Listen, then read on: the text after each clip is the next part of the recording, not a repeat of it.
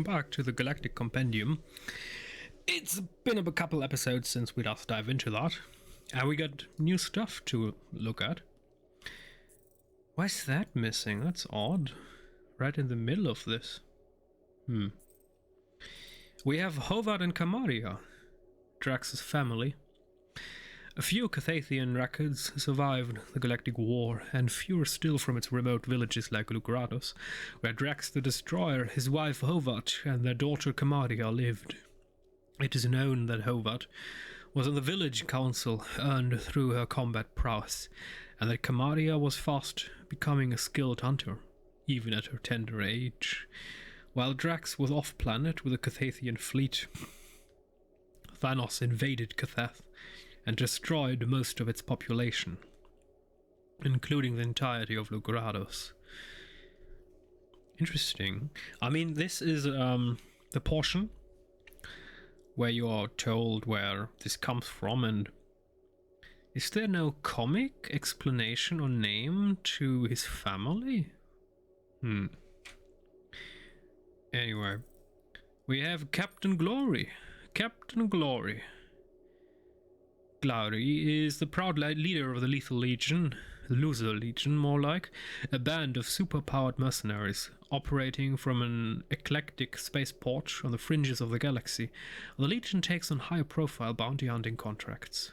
Their latest client, Lady Hellbender, a powerful monster collector with funds and spite in equal amounts. Pure blood is a mark of status in certain xenophobic circles of Kree society. Thus, Captain Glory believes himself superior to every other race in the galaxy, including his own teammates. However, defeat at the hands of a supposed lesser civilization during the Galactic War has forced Glory to reframe his perspective. His crew may be low-bred, but they are all superior fighters, the best one can find outside of the Kree Empire. He is content to surround himself with those who will help him achieve greatness. And we have the XANDARIAN WORLDMIND. The WORLDMIND is a fully sentient supercomputer who serves as a central repository for all Xandarian culture and information. He's not fully sentient. I mean, the moment he encountered an enemy he could not compute, he just gave up. That's not very sentient, is it? Not? Is it? You decide. They are comprised of the actual experiences and personalities uploaded directly from the brains of dead Xandarians. Since nearly every citizen becomes a part of their collective wisdom, the WorldMind is Xandar's undisputed head of state. They also command the Nova Corps, an intergalactic peacekeeping militia. Xandar was destroyed in an unprovoked surprise attack that triggered the Galactic War. Only the WorldMind and a single Nova Corps squadron survived. After the war, what remained of the Nova Corps and their allies rebuilt Xandar to meet the WorldMind's new design. Projecting galactic strength, the WorldMind also spread reassembled Nova Corps forces across the stars. However, despite the new momentum, some fear that under the guise of forever preserving Xandarian culture, the WorldMind's prime directive now is to protect only themselves. He first appeared in Nova issue 8, 1977. I mean, damn. It's more than 40 years ago. I mean, it's 45 years ago. Writer Marv Wolfman. Artists were Sal Buscema, Frank Giacoia, and Marv Wolfman again. Cover artists were John Buscema again, Joey Sinnott, and Danny Crespi.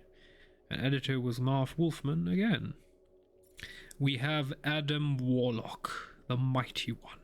I wonder when we will see him in the MCU. I mean, he was already teased in Guardians 2, I believe, in the post-credits scene, when the Golden Boys made him in the MCU Bacta tank equivalent. Anyway. A man of mysterious origins, Adam Warlock was purportedly... What does that mean? I need to look that one up. I'm not a native speaker and I'm trying to improve myself. So where's the translator tool? There's a translator. What? Purportedly.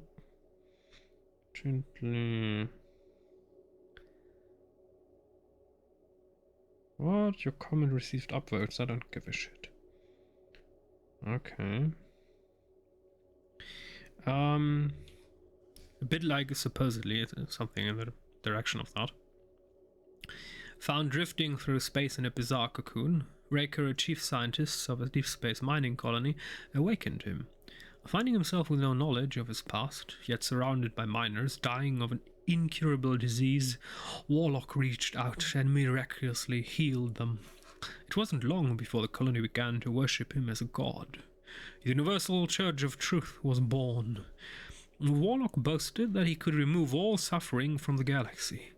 Accompanied by Raker, he became a wandering healer, seeking to undo the harm caused by the ongoing galactic war.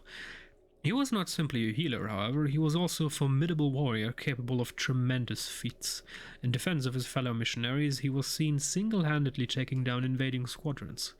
But then, inexplicably, Warlock decided to give it up. He abandoned his followers and his holy mission just before his reported death. Without their god, the church collapsed. He's a very old one. He first appeared in Fantastic Four, issue 66 in 1967, 10 years before. The writer was Stan Lee himself, the man made Adam Warlock. Artists were Jack Kirby, Joe Sinnott, and Stan Goldberg. The cover artists were Jack Kirby again and Joe Sinnott again. A small team, just 3 people. Stan, Jack. Oh no, 4. Right, 4. Stan Lee, Stan Goldberg, Jack Kirby, and Joey Sinnott. So 2 Stans, 1 Joey, or 1 Joe, and 1 Jack. THANOS, the Mad Titan. Born on Saturn's moon Titan, this genocidal warlord struck fear into the hearts of people across the entire galaxy. His goal was to wipe out a vast swath of life to court a goddess of death. Oh, that's a comic story. I remember him. Back in the days before the Infinity War, I told a lot of my friends that storyline, that he sought the Infinity Stones to impress the goddess of death, and offering her lives. And then the MCU writers went with a storyline that made more sense. I never liked this, "Here, mistress, have half of the universe as a token of my affection." No, but this whole, there is so much going wrong, corruption, death, resources. I mean, I like the MCU version better. And to burn whatever necessary in his pursuit of impossible power. Even before the Galactic War, Thanos' onslaught left countless planets barren. The few survivors abducted to become soldiers or servants in his own relentless army. His legacy of cruelty was unmatched, and his alliance with Chitauri during the Galactic War only made it worse. For many, Thanos was godlike, invincible. That is, until Drax, the Destroyer, alone, Carthassian twisted by a vengeful blood rage, hunted him down and finally killed him. To this day, Nova Corps is still tracking, trying, and sentencing the remainder of the Mad Titan's army, but Drax swears he is still alive. If Thanos were ever to re-emerge, we can count on a wave of slaughter to announce his return. I would like this game to end. We solve the conflict with the church, Adam Warlock, the WORLDMIND, and then you have a teaser, a post-credit scene where Thanos arrives, making sure we get a second Guardian game. He first appeared in Iron Man, issue 55, in 1973. Writers were Jim Starlin and Mike Friedrich. Artists were Jim Starlin and Mike Esposito. Cover artists were Jim Starlin again. He was busy. He was writer, artist, and cover artist. Joey Sinnott, Gaspar Saladino, and Moni Kulamoto. Why were 4 people responsible for the cover and not the art inside the issue? That's odd. And we have an editor called Roy Thomas. We have MAGUS. What's known about the malevolent being called MAGUS? comes from hushed rumours and whispered speculation, much of it from those gifted with prescience. He is described as an all-powerful being inhabiting a bleak future, echoing backwards through time. Other accounts come from former members of the Universal Church of Truth who claim to have glimpsed him during the Galactic War. They believe Magus was another personality of the Church's former god, Adam Warlock, perhaps even a manifestation of the darkest and most potent parts of his soul. They watched Warlock grow addicted to his own miracles, becoming more arrogant and unstable as he gained adoration.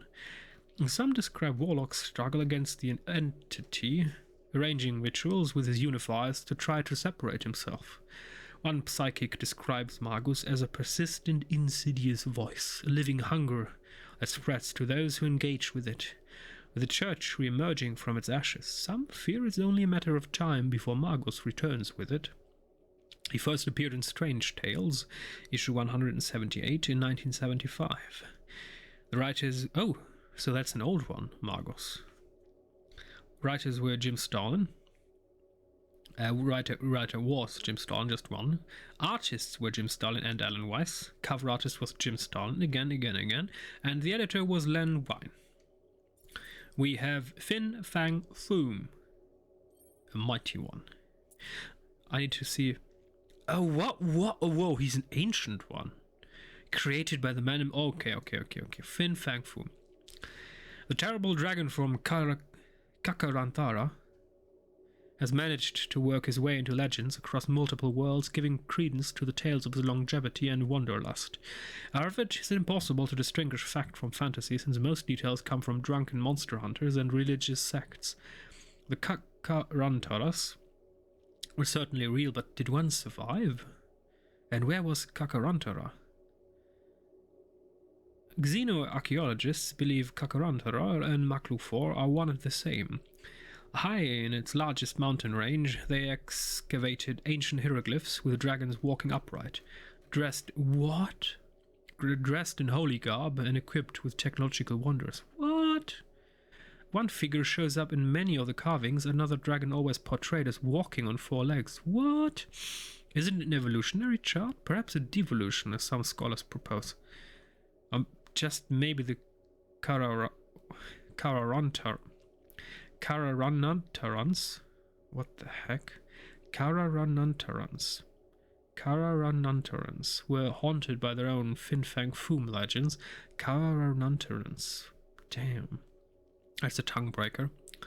Despite all the questions, one thing is clear. Fin Fang Foom will continue to inspire epic stories as those hunted for him on Maklu-4 continue to disappear.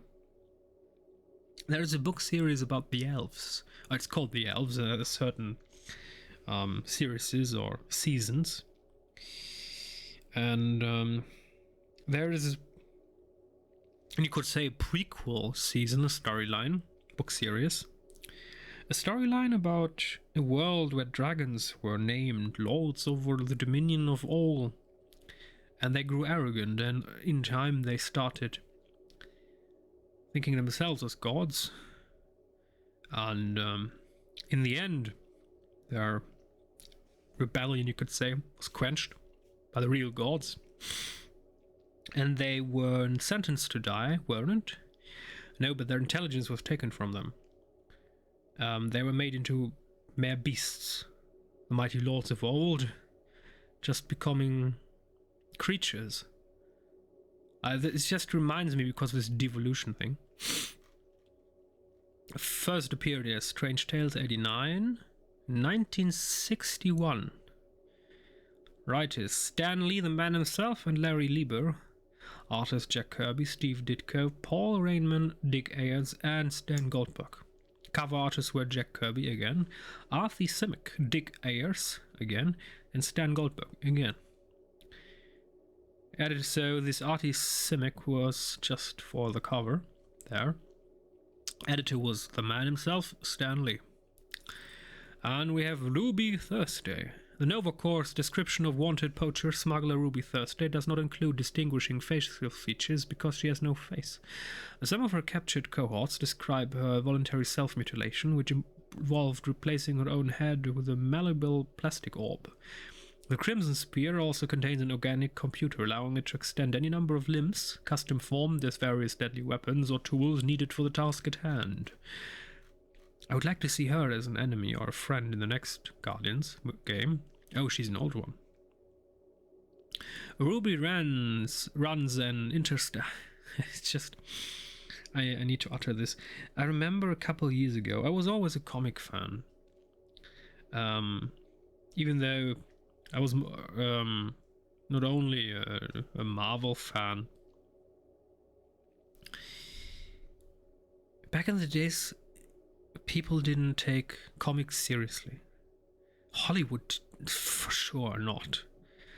People, adults, when it was about money, were all like, "What? Comics? You can't earn money with comics." And now the MCU is the biggest franchise in the history of franchises. Now every movie Marvel makes is a money grab. It's a gold pit. And all those fools who were like, "What? Comics? You can't earn money with comics." Fools they are. Ruby runs an interstellar poaching operation under the Headman banner, although additional leaders within the group, as well as their motives, are currently unknown. Investigators have found that the various animal parts, and sometimes people parts, the Headmen collect are always consistent in missing either the head or the body, and have never been able to assemble a complete carcass. It is unknown what they are doing with the missing flesh. She first appeared in Defenders, issue 32, in 1976. Writer was Steve Gerber, or Gerber. Artists were Sal Buscema, Jim Mooney, and Petra Goldberg. Cover artists were Gil Gahane, Klaus Jansson, Irv Watanabe, and editor was Marv Wolfman. And now that we've gone through the characters, we can continue with the factions. What else did we discover? Galactic War, do we have any more information about this? No. Ah, the Converted. A bizarre phenomenon is... No, we've read that already. That's not new. The Lethal Legion. The Lethal Legion is a band of superpowered mercenaries What? Oh, wait, no. Operating from Norway's Galactic spaceport. They're led by Glary, a disgraced Kree soldier who now calls himself Captain Glory, eager to claim the highest paying contracts and conquer the most intimidating challenges. The Lethal Legion takes on high-profile bounty hunting jobs that most would deem suicidal. As a result, the roster is constantly in flux, as its members are frequently killed off. The seemingly invincible twins, calling themselves the Blood Brothers, maintain their spot on the team, but former members include many notorious criminals, including Metal Master, Mentacle, Drow, and Faren. As of late, the Lethal Legion has been working jobs primarily for the Monster Queen of Seknarf 9. And we have Kotathi. The Kotathi are highly intelligent plant-like beings originally from Halar. You know, that was the beast where Groot was like, "I am Groot, smash!" Who taught their psychic talents to a small sect of Kree pacifist priests. This angered the Kree Supreme Intelligence, who then banished the priests and ordered the Kotathi's extermination. The fallen Kotathi left seeds behind for the priests to gather and bring to a new world, a remote planet called LAMENTIS. There the Kotathi were carefully planted and nursed until their race was born anew. It kind of reminds me of Groot being reborn. The two groups founded their own sanctuary, a village they named Nok Tamal. There the Kotathi guard the secrets of LAMENTIS' ancient cave system as they continue to explore the full potential of their minds. And we have the priests of PAMA. Originally from Halar, the priests of PAMA are a sect of Kree pacifists who found themselves persecuted by their own kind. To defend themselves, they studied forbidden martial arts and mystic meditation rituals, sharpening both mind and body. This drew the attention of another Halasian race in hiding, the plant-like Kotathi. The Kotathi offered to teach their new friends how to hone their psychic abilities in exchange for protection. The Kree Supreme Intelligence discovered their lines and banished both groups. It was a bloody exodus. Yeah, banished. They had sought their extermination but failed. The priests of PAMA now manage a Kotathi refuge on LAMENTIS, where they nurture and protect the endangered plant race. The priests believe that the Kotathi, as well as Mentis, their celestial Madonna, will eventually produce a celestial Messiah who will usher in peace to the entire galaxy. You mean like Adam Warlock? Anyway, creatures. What else do we have? Yes. Oh, we are we done? Are we going to fight our last mission? Languishing fog. The priests of PAMA have described LAMENTIS' languishing fog in mythical terms, which is not particularly useful for xenobiologists. They say it is alive and that it follows them as they travel the tunnels below the surface. They also claim it seeps into the mind and exposes one's inner turmoil or awakens one's inner eyes. But they seem to be hiding somewhere something more sinister. Off-worlders have met with some of the priests who have encountered this fog and found them to be in a near vegetative state, barely able to utter words and unable to care for themselves. One Kotathi warned visitors that the fog was a psychic parasite before the priests silenced him. Is this mysterious vapor a toxic hallucination or hallucinogen? If it stalks its prey like the priests have described, then surely it is alive. And we have the Ogorot. These hulking cave dwellers are found deep in the tunnels of LAMENTIS. They may have once been a more advanced race, perhaps even the sculptors behind the many bizarre statues down in the depths. However, they are now in complete symbiosis with a diverse combination of cave plants and fungi. Unfortunately for the host creatures, one particular type of fungus has replaced most of the brain tissue needed for higher functions and driven them towards more primal needs. It appears the fungus prefers the dark, since none of these beasts has been observed on the planet's surface. The priests of PAMA have tried to communicate with the Orc-Road, but have only been met with violence so far. And we have the WARLOCK. The WARLOCK is a Macluvian predator that spends cycles of sleep beneath the planet's extensive ice plains. They only come to the surface after a significant meteorite fall, presumably to prey upon the traumatized surface creatures. An WARLOCK will drag its kills back down with it, so it's common to find half-eaten carcasses below layers of solid ice. It has 4 powerful tentacles for defense and locomotion and 2 highly sensitive feelers capable of detecting subtle vibration through Maclu 4's frozen lakes. As one Macluvian explorer reported, its head is to 150% teeth. Yay. We have the Mushiga. Or Mushiga. The Macluvian Mushiga is a vile beast covered in venomous pustules, a natural defense system to keep the planet's many mega-predators from eating it. Oh, nice. Its prime defensive tool becomes a weapon as it seeks to spray its victims with the same venom, melting down the flesh for easier consumption. Oh, nice. Due to the amount of fluids near the surface of its skin, the Mushiga must expend an exceptional amount of energy to keep from freezing. Although not apparent to the naked eye, the beast is constantly shivering with such controlled tiny movements that it stays warm.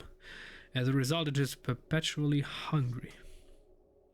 We also have the ice Vroom. The Macluvian breed of Vroom has adapted to extreme cold and is able to burrow and nest inside thick walls of ice. In fact, it has become so in tune with its habitat that its hunting techniques have changed to match the frigid temperatures. It has evolved to spit a rapidly freezing mucus as its prey, locking its victim in place so it can feed itself or seed its young. As one of the smaller beasts on a planet filled with gargantuan predators, the ice Vroom strikes only when it has an advantage in numbers or position and makes quick work of the carcass before retreating into its hole. And we have Wendigo. The Wendigo may seem perfectly suited for Maclu 4's frigid climate, but they're a recent chaotic addition to the planet's ecosystem. The beasts are thought to be Terran. What? Terran? Humans? You serious? What the heck? Likely brought aboard one of the many crashed ships that dot the planet's surface, the Wendigo have grown in numbers rapidly, seemingly reproducing through a transformational bite. Novacore recently interviewed a captured poacher who claims his entire crew was ambushed, bitten, and transformed overnight. They now wander the frozen forests as Wendigo themselves, driven by a need to consume the flesh of other humanoids. Oh, nice.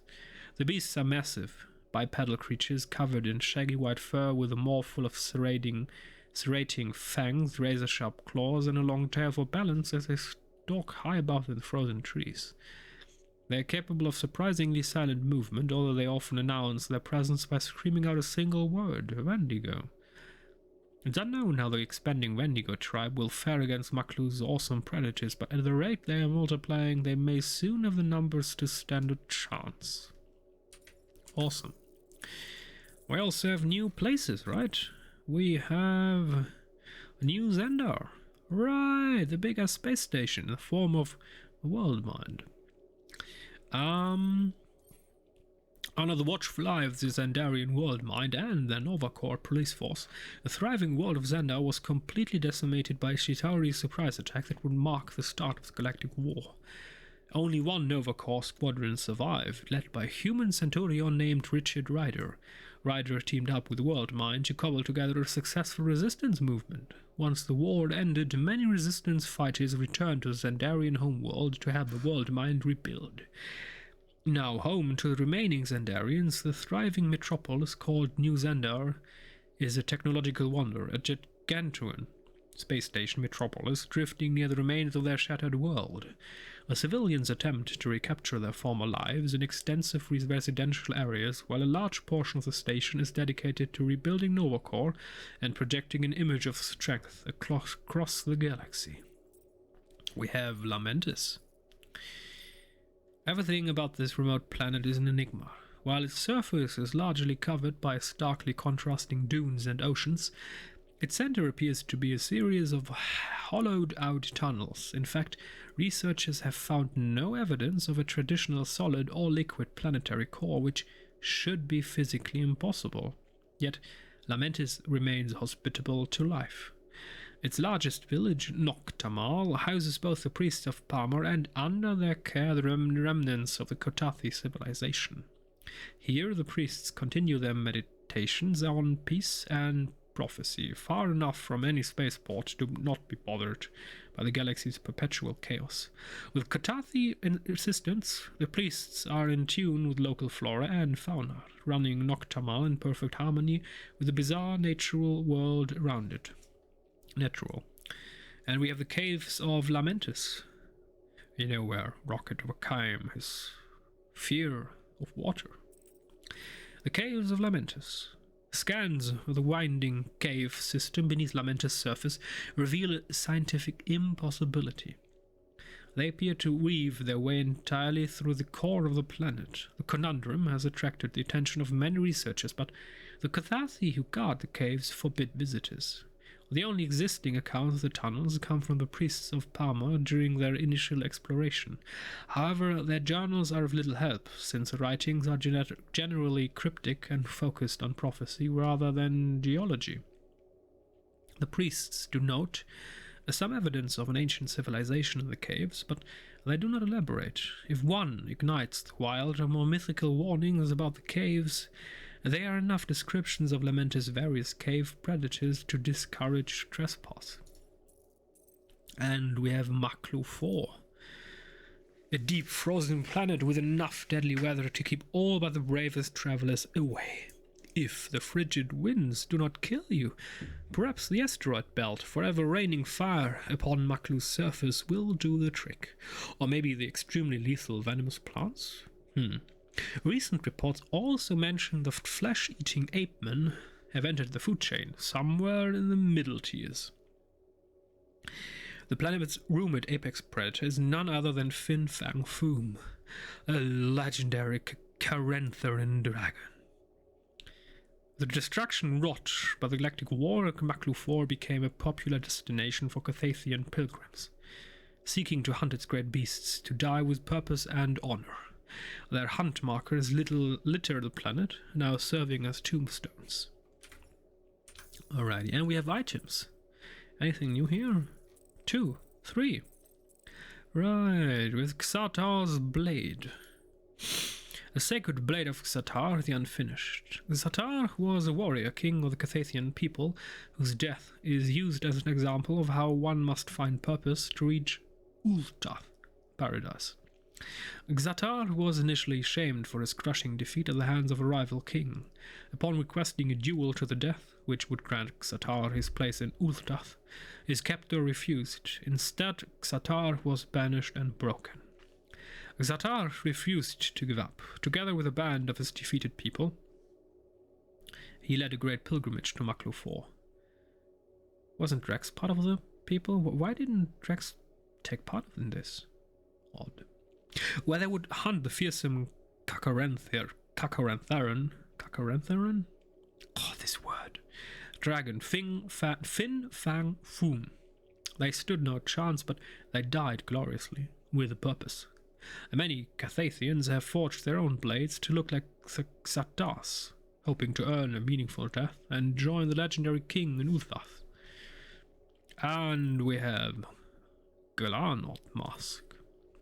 The Glanots were a group of rebels and jewel thieves on Skundordvid, where it perpetually rains diamonds. What? However, the powerful Skundoran weathermen, with their ability to track and secure storms, control the planet's wealth, profiting from diamond exports while the rest of the population fights for food. That sounds like some oil countries where super rich people are ridiculously rich and 98% of the people are ridiculously poor. Hiding their identities behind carved masks, the Glanots began to raid diamond operations and return the wealth to their people. They managed to steal about 5 diamonds before they were captured and said to be publicly executed with diamond-tipped lances. In their final speech, the Glanots urged the citizens to resist and to take back what was rightfully theirs. Then they were killed. The Skundoran diamond trade remains as strong as ever, and possession of a Glanot mask is now punishable by death. We have the Soul Stone. Well, I would love to see the Guardians becoming a franchise game system where each game is about one Infinity Stone with a cool storyline, and in the ending you have a mega fight against THANOS again. That would be cool. Or maybe fight a new villain with all these Infinity Stones. The Universal Church of Truth's new matriarch has been observed wielding a mysterious amber-hued gem.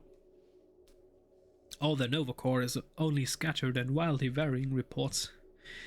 Witnesses claim to have seen her channeling her faith power through it and transforming defiant captives into willing servants. It appears to be the same stone previously embedded in the forehead of the Church's first divine vessel, Adam Warlock, also known as him. Little is known about the gem, its origin wrapped in mystery just like its former owner. You should ask the Time Variance Authority. They use like 1,000 of these as paperweights anyway. It appears to be an artifact of immense power, once glowing brilliantly as Warlock healed the sick. First-hand accounts describe a disastrous separation between the gem and its bearer, who believed it was feeding on souls and corrupting his own. Power always comes with a price. So we're done now. I mean, we read all of that. Matching gold costumes, flocking, amazing. I know. So we're done here. Tutorials, we don't need a tutorial. And we have all the abilities. Yeah, so until next time.